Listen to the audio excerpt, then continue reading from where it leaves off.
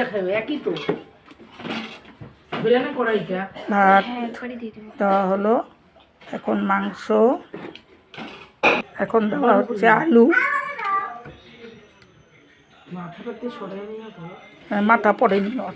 আচ্ছা আচ্ছা সেটা দিয়ে দিবি পেঁয়াজের বেরেস্তা ঠিকই আছে। ডিম,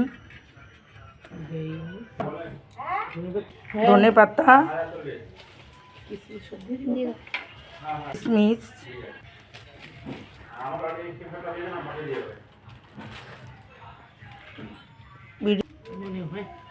একটু লাগবে ডিম রইল তো একটা একটা রাখতে বলছে। ও খুললে না নষ্ট হয়ে যাবে। কেওড়া জল। এইভাবে বিরিয়ানি তৈরি হয়।